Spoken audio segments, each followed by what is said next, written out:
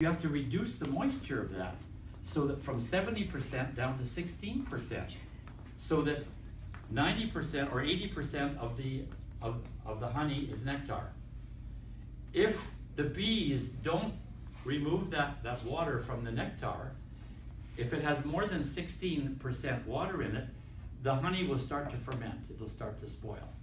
Now, once the bees on the little cups that they reduce the honey by flapping their little wings, and they get a circulation going through the hive, and the water goes out as water vapor. When they finish reducing the water, they put wax over top of the little cups. Now we have to cut that wax off before we can extract the honey. Okay, and that's where we get the wax from. All right. So there you are. So in each of these boxes, there are 10 frames. In the brood boxes, that's where the queen lays the eggs. And in the boxes above that, where they store the honey, we put only 9 frames because we want them to get as much honey in each frame as they can. Now, how do we, once the frames are filled with honey and they're capped, the little cups are capped with wax, we take the frames out, we take them off the hive, and there's 2 ways you can remove the bees. We have it's called the bee board, and you put a sort of a substance on there that doesn't smell too good, and the bees don't like it, okay? So you put it on top, and the bees all go down from the top boxes where the honey is down to the lower boxes, and you can pull them off. Or you can go on a really hot day, and there's no threat of rain that night. You can take the boxes off and just put them on their side on top of the hive, and the bees will all fly out because they want to be in their hive after dark because they can't see very well. So they will fly down in the hive, and the next morning, early before the bees are, before 8 o'clock, you take the boxes off. Then, now let's see where I've got that picture. Extractor, here we are. We have a machine called an extractor. Okay, there's a picture of a small one here, and there's a picture of a large one that's loaded, so you can look at both, okay? So we take the frames, we cut off the wax, so all the honey is liquid. It's very liquid, and you put the frames down in this box. You can hand that around, okay? And then we turn on the motor, and it spins, and the honey spins out to the sides of the extractor, runs down to the bottom, out a pipe into a big tank, okay? So that's how we get the honey removed from the frames, all right? Then we make sure that the honey is clean.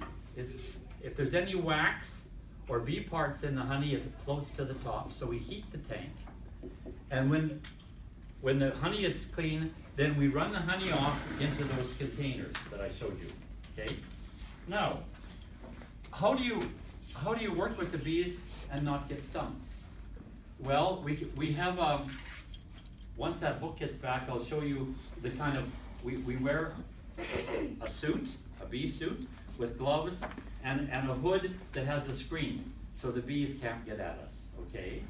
And when you work with the bees, they don't like, bees are your friends. They're not your enemy. If you're walking down the street, you'll never get stung by a bee, because if they sting you, they die. They don't want to die.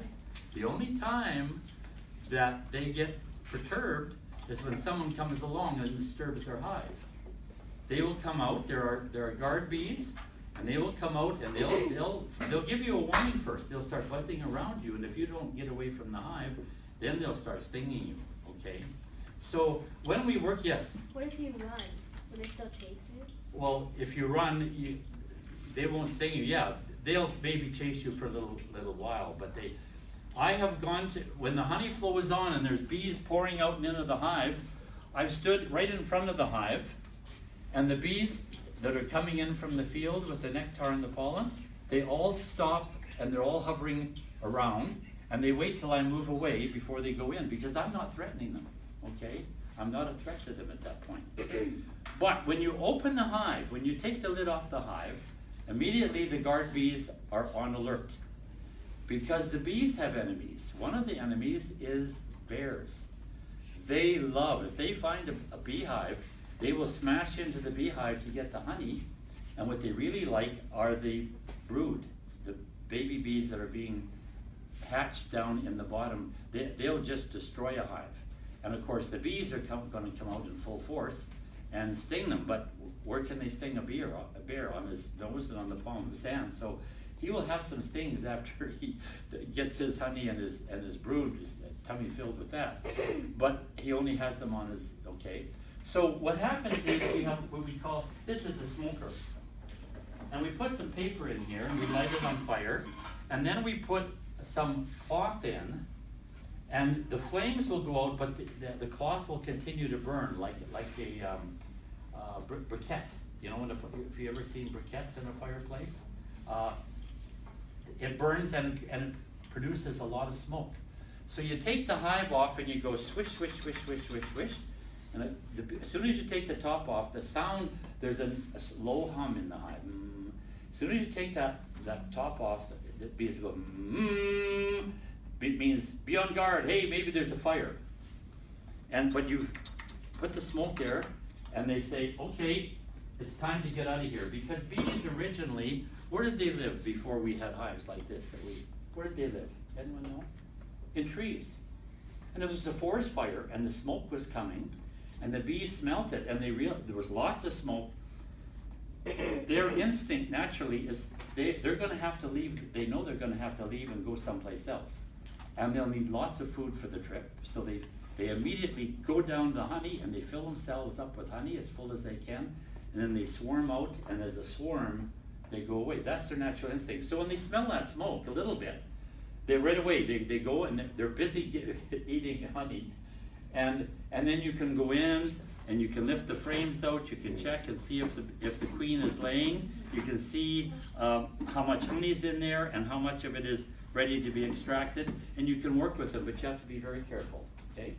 And when you're done, you put the lid back on and that's it. So that is the way that we work, the beekeepers work. I think, do you have any questions? Do you have any questions? Yes? What is the main use of beeswax? Okay, there's over 100 uses that we use beeswax for. From lip gloss to all kinds of things. But the largest customer of pure beeswax in the world gives service to God. Now, who would that be? The Roman Catholic Church is the biggest customer of beeswax, pure beeswax. Can you tell me why? Yes? Candles? Candles. There are thousands and thousands, there's 1.2 billion of us Catholics in the world. And there's thousands and thousands of church, all of which have candles, hey? Use candles. Now, you can have paraffin candles that there's no beeswax in it at all. You can burn them and very nice. But they give off a smoke that starts sticking to the walls, and it's just like pollution. You know, eventually it'll have to all be washed off. And they don't want to get up in these big high churches and have to wash the walls. Beeswax burns almost purely, gives off almost no smoke at all. And it would take hundreds of years for enough smoke from beeswax candle to church. So that's why the Catholic Church is the biggest customer of beeswax. Okay? Any other questions? I had some more pictures here I wanted to show.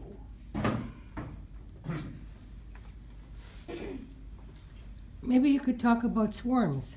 Yes, I'll talk about swarms while I pass this row. This is a picture of the kind of suit that the beekeepers that we wear. You can handle that around.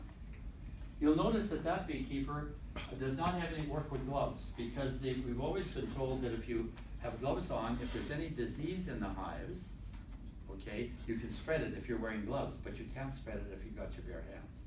My son, I just kind of wire frames that I do and paint boxes.